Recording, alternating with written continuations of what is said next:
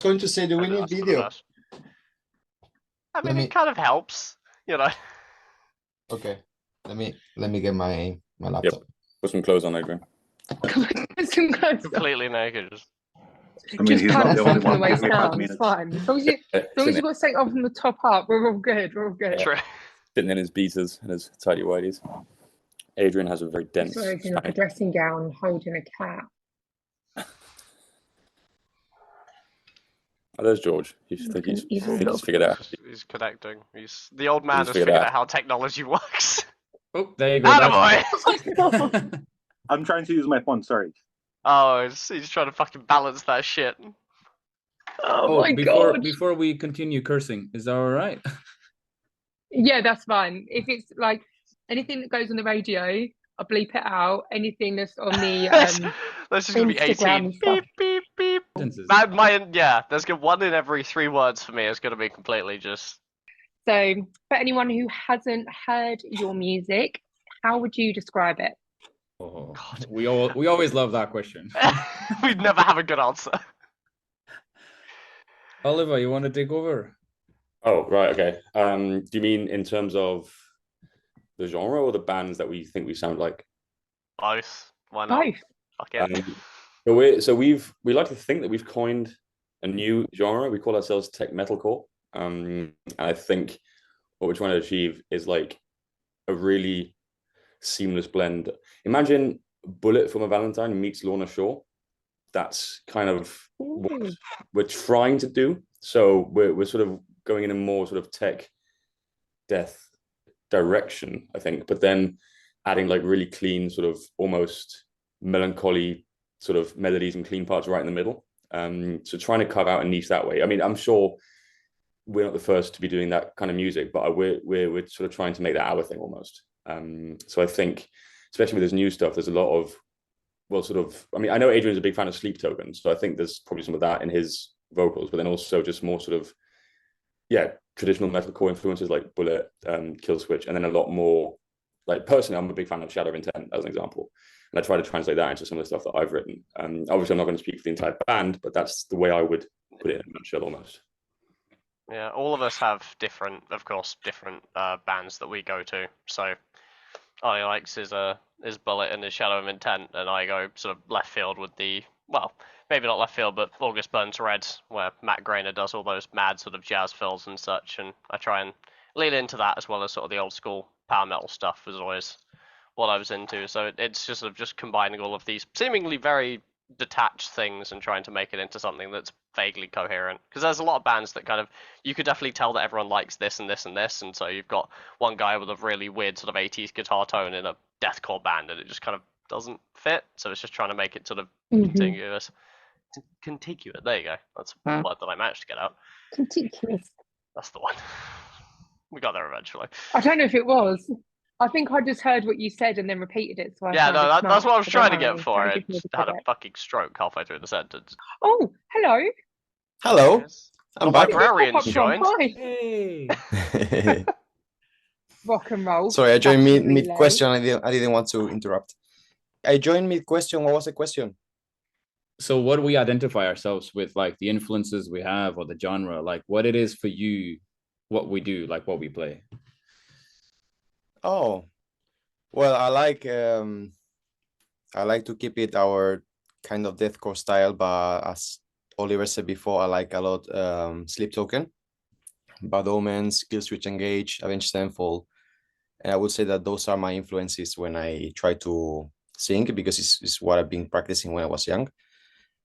And nowadays, Bad Omens and Sleep Token and stuff like that. And yeah, pretty much that's what I try to add. Definitely picked up the Avenged Sevenfold when I was listening. But Avenged Sevenfold, like, you know, when you have your gateway band that, like, it's the band that's like, yeah, I want to be all, yeah, and get tattoos and stuff. That was my band when I was younger. And then when I was listening to you guys, I was like, yeah, I can hear that. Yeah, well, that was mine too as well. Up the Avenged Sevenfold in it. When I listened to A Little Piece of Heaven, I was like, oh yeah, I want to listen to this. I was listening to that like for months, that song. I love that. Whenever I play that on my show, that's always when I've gone to make myself a coffee. It's like 8 minutes long, because that's perfect time for the kettle to boil. Make myself a coffee. Go ahead, Andre. You can tell Good Black enough. Sabbath 5 times. Black Sabbath, Sleep, and No, I'll fucking say thrash Sleep and metal. Black Sabbath. But yeah, it's what the guy says basically. Venom t-shirt. There's a little. Sorry. You're wearing your Venom t-shirt, which always cracks me up. Yeah, it's telling. There's Yeah. a little bit like we are quite different in terms of like music taste. And for me, for example, I love Doom, and I think I'm the only one. But it does influence a bit on my bass lines. I'm a bit more trash and deathcore fan as well. So I think it's basically what the guys say. Like we have 5 different people with different tastes, and we try to match everything together and do what we do. And it works. I think that's the other thing. When you've all got that difference and the things that you love, it will either work when it comes together or it won't. And the fact that it works is like perfect. You're not changing for each other, you're just complementing each other. Golden. It's golden. Why my chair's squeaking? Oh. I mean, to start, I think there's always going to be a difference between what you like to hear and what you like to play.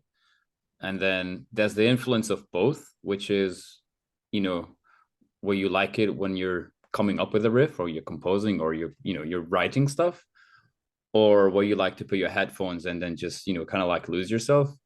I'm very similar to Oliver with the whole death metalcore, you know, that old school metalcore, Kill Switch, Bullet for My Valentine. I'm not gonna lie, I think I was 17, Scream Aim Fire came out, and I was like, that's it. This is the shit. This is amazing. This is like, look at this riff. It was really good.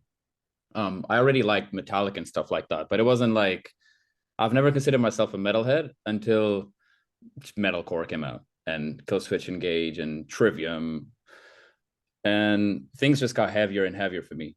As soon as I opened the door for Whitechapel and Suicide Silence, I was screwed. I think Whitechapel is my main influence for like what we call the juicy breakdowns, and then apart from that, it's just all the tacky metalcore stuff, and that's it really. But then I grew up with Queen. That was my favorite thing since I was a kid. So it's yeah. What is your favorite song to play live? Oh, that's an interesting one. That's funny because we as a band, every time we have a show, or especially now with the new EP coming out and the ones that we're practicing the most now for the new stuff, we keep changing. Like every day it's like, oh, I'm enjoying this one more now, I'm enjoying that other one more. And at first, I think because we've been playing Device for a while live, and just got released like a month ago, I think Device was like, for me, the trickiest thing, and I had to like go over and over and over with practice, and then I ended up loving it more than I used to. But since the last rehearsal, there's a song in the EP called Depth of Depravity. That's probably my favorite one. Like listening to playing it is for me is like the cherry on top of the cake on that album, in my opinion. Like George says, it fluctuates, right? One of the songs on the upcoming EP is called Speaking in Tongues. We've actually been playing it live for a while, but I think it's currently my favorite, not only because the whole entire second half of this melodic build up with like a really clean, beautiful passage that George plays and the solo and that sort of thing. But then Adrian, he does this thing where he gets his phone out and like turns the flash on, almost like a lighter, right? And the crowd sort of do it as well. So you've got this whole sort of sea of lights in the audience, and that's kind of like, yeah, it's kind of sick. So I think for me right now, yeah, it's called Speaking in Tongues. It's on the new album, and it's an absolute ripper to play live. I love it. So for favorite song, mine's going to be left field as shit, and that's purely only because of sort of just context. That my favorite is a song that we only ever play because we never practice it. And so if we ever decide we have a little bit more time and we want to play Armageddon, it was one of the sort of early ones, it was one of the first ones I learned. It's never practiced, it'll probably go wrong, and it'll be fucking hilarious. So it becomes automatically my favorite, that it doesn't matter, as long as we get to the end, someone's probably going to fuck up along the way, but it's usually the crowd seemingly enjoy the hilarity and the fuck ups more than the actual song. So that becomes my, I think that's automatically my favorite, just because it's just it's always just I'm laughing all the way through and can barely play because someone's probably missed a note or a cue or something, and Adrian can't remember the words, and I can't remember my fills, and it's probably just it's just sort of the hilarity through it that becomes my favorite. I think the rest of them we played sort of and regimented so many times that I'm sort of just focus on deliberately trying to look like I'm enjoying myself and not just sitting there going, what do I do? What do I do? What do I do? So that's I think Armageddon's probably my left field choice. It's your wild card. Yeah, Armageddon is your absolutely. wild card. It's never going to go right when we do it, but it's always fun when we do. Your For turn. me, I'll go. I think it is Crooked Smile. Playing live, I think it's not my favorite riff to play, but I love how aggressive it is. It's definitely now our heaviest one, but from lyrics to riffs, I think it's the most aggressive, and people tend to lose their shit when we play it. So I love to see everyone killing themselves and just have that beat feeling like I want to beat someone as well. I want to get in the mosh pit. But yeah, I think it's the one that I most enjoy playing live. Go windmilling in off the stage. Like, yeah. Yeah. Like Andre just said, I would be Crooked Smile because people get so wild, and I like to open whenever I can. I like to open that song with a Wall of Death, and then even myself, the last concert I think was at Signature Brew. I went too crazy myself. I've been watching Alex the Terrible lately, and I was like, I'm gonna do the same that he does with the microphone. I'm gonna smack my head with the microphone. And I went over the edge. I regret it because for the few, okay, Alex the Terrible, he doesn't have to work anymore. But the next day I had to work in the morning, and I went to my bar with a big circle in my forehead. That and Sema Did you do like almost a killed you. swing? Sema almost beat you to death for doing that, which was hilarious. It's quite Did nice it because make I like got a it. reverberating donk? Was there like this reverberating donk as it hit your forehead? Oh my I wasn't god. sure it was I wasn't sure it was looking the same as when he does, so I did it a few times. But we got it on video, and you can see the blood like dripping from my forehead. But yeah. So can you send me that video, please? Actually, And I I'll will. just have that clip on we repeat. can do better than that. Stop repeat. I've made the editing in slow-mo, and you can see him smacking it in slow motion, and he can send it to you because I send that to him. Fuck, I haven't seen that. I want to see. Damn. So all of it. Definitely, everybody at work was asking me what happened, and I told them I failed. I failed. I walked into a door. But you can see the net of the microphone in the. If he had the branding on the microphone, you could even see. It's like being the AKG. perfect endorsement. It's like sure in your forehead. SM57. Yeah, speaking in tongues because of the lights. Because everyone with the phones, that's quite cool. Yes. That sounds really lovely. I'm sorry, I've just got this mental image of a microphone in your head now. Okay, how would you describe your fan base? I don't know. To be fair, I think I've seen all sorts of like different age groups in the crowd since we've started. Especially the last show. Like the last show, we had a good 300 people. It was almost sold out. Not all the crowd was there for us. It was like 4 or 5 bands. It was like a mini festival kind of thing, and each band brought a good like 50 to 60 people. So it was a good pack of like 300 different looking people throughout. You had people in like their early 20s, late 20s, 30s. There was like people as old as like 50 in there having fun.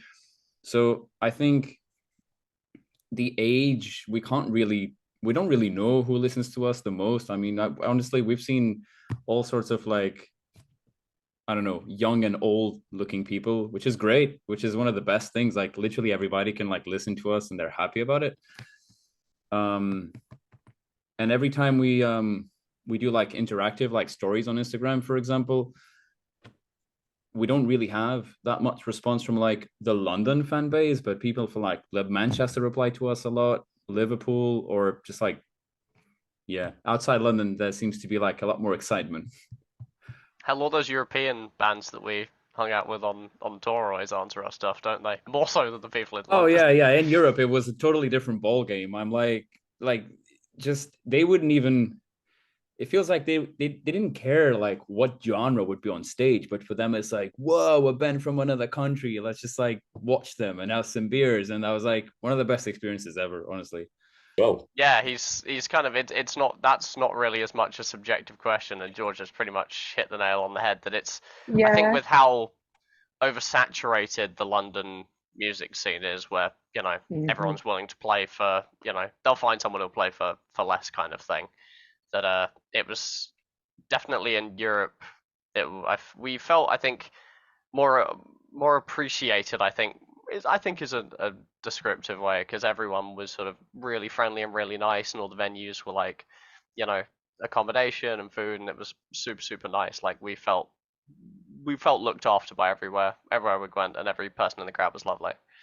It's it's And that's it's a bit more important, Rob. yeah. It's a bit more you pays your money, you takes a chance in London, where you're like, this could be brilliant, but like, sometimes sometimes it can go a bit awry, but Thousands and thousands of bands exist. Like, I definitely our biggest fan base is the London fan base, is our London followers, which we love. But there's like so many different genres and so many like different bands. And because there's a constant, there's a constant every night there's a gig in London. So is in a good way, the London bands are fighting for their fans. So I feel like this is why there's a bigger response from outside London, because people are like, ooh, these guys from London. But then in London, we're the ones like, oh, we need to, kind of like work harder between ourselves, like here, like from the London bands. I was going to add to that. I would say if you manage to carve out a genuine fan base in London, you can almost be sort of more proud of that, because they've got so much choice, right? So if you've got a sort of group of people who actually enjoy music in London, it means that you've actually you've done something unique and carved out a niche for yourself. And that a group of people who are saturated with choice have chosen to listen to and enjoy your music. I think it's a different kind of fan base, and it's a different kind of reward. Whereas like George said, when we went abroad, people just moshed like crazy because it was metal, right? Whereas here, that people have actually said, okay, Perpetual Paradox, these guys are sick, I'm going to go to their show. It's kind of a different kind of fan base almost, both equally valued, both equally sort of like, it takes different approach to sort of win them over, as it were. That's my take, at least. London is a good, like, carving out a fan base for yourself in London is a good barometer of what your music is able to achieve, because people have to choose to engage with it and enjoy it. So it's sort of a good benchmark for knowing, okay, the stuff we're writing is actually landing quite well.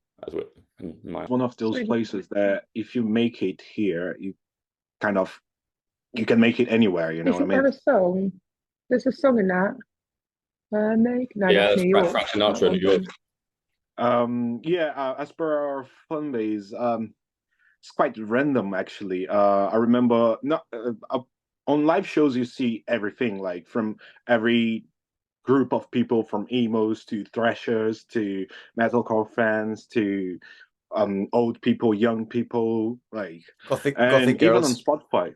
No, even on Spotify, I remember there was a time that the biggest amount of listeners that we had were from Finland. I don't know anyone from Finland, and I don't think the guys do as well. At the moment, it's Greece, which is the same thing. So this is like quite random. It's not something that I would expect, And it's quite difficult to tell what our fan base looks like because of that. Because it looks like everything, It's social media and real life, isn't it? So you're going to have all this different fan base. You can have your hardcore, like, follow you everywhere, and then you're going to have kind of, I said, like, people in Finland and in Greece. And as we said before, we mix like a lot of different genres. So I think that contributes a bit, like, to have different people in your fan base as well, because you can make a lot of people happy with different things, Yeah, definitely. What did you say about the fan base? I think you said something really funny and then it went past. I think George pretty much nailed it. But yeah, we do get, I was saying as a kind of joking way, we get goth girls. Kill the goth girl. I thought that's what you said, and I wanted to make sure that I got that. That's funny. Okay, so do any of you have any weird or hidden talents? I mean, George, we saw your talent on your story the other day. Wait, I'm just laughing because I'm. What talent was that?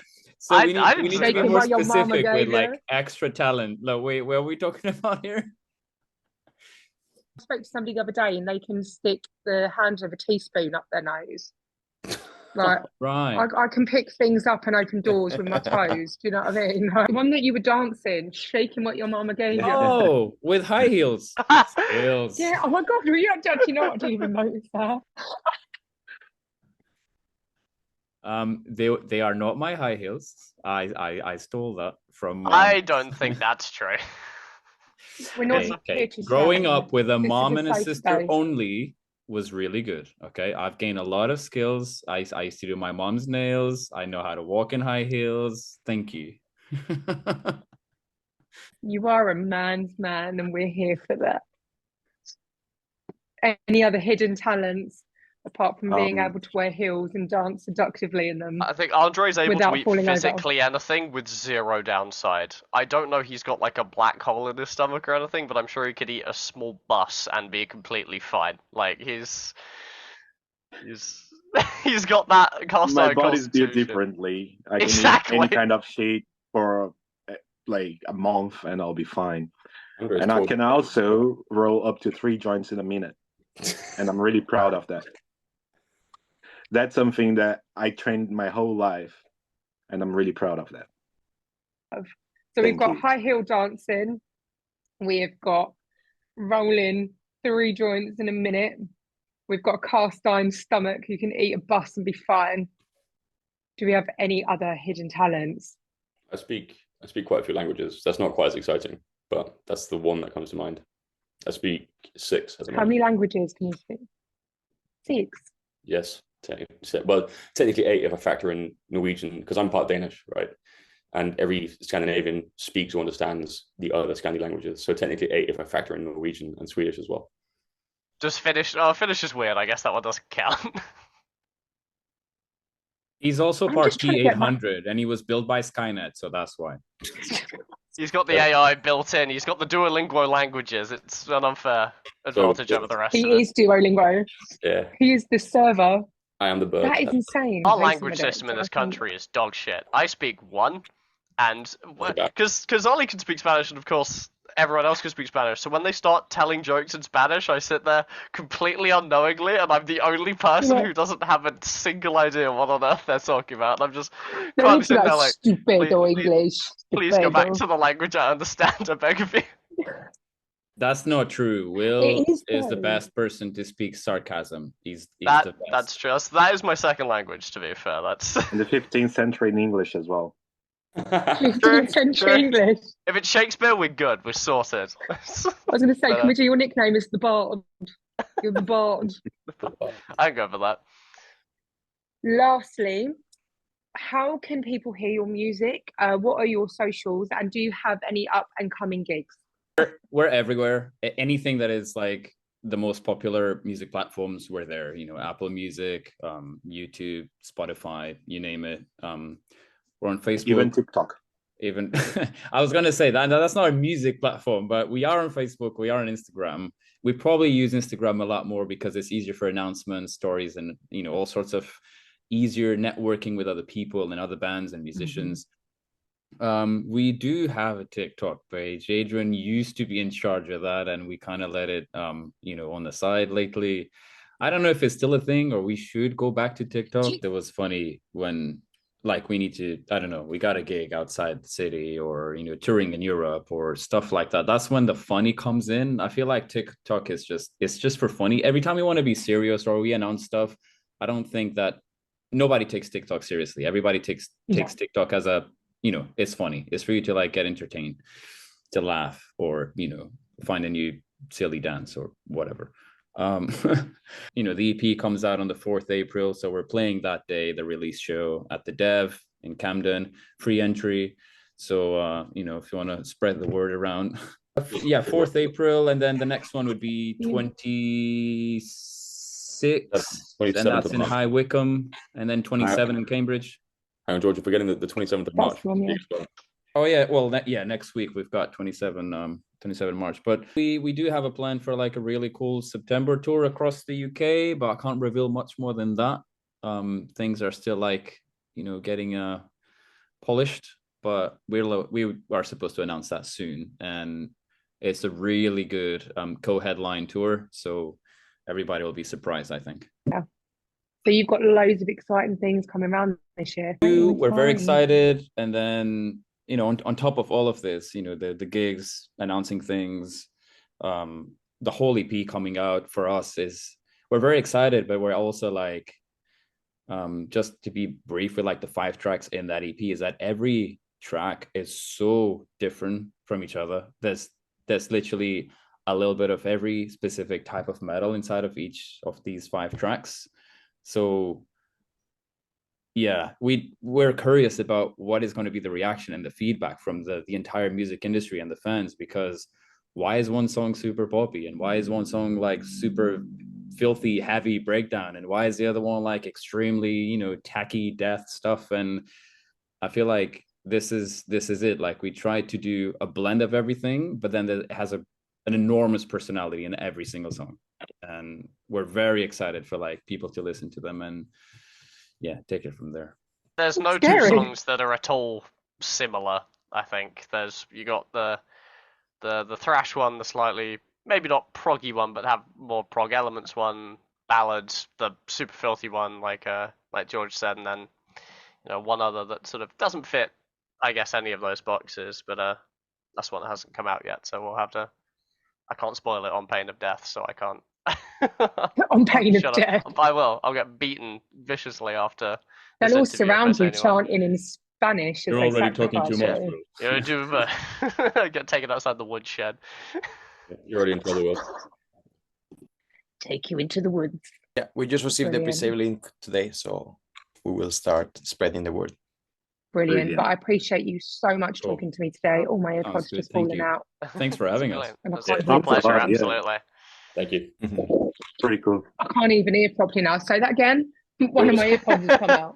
It was just 5 people saying thank you simultaneously. Oh, that's nice. That's nice. No, thank you guys so much, and have a really good evening, and I will catch up with you soon. Thank you so much. Thank you. Thank you too. Bye.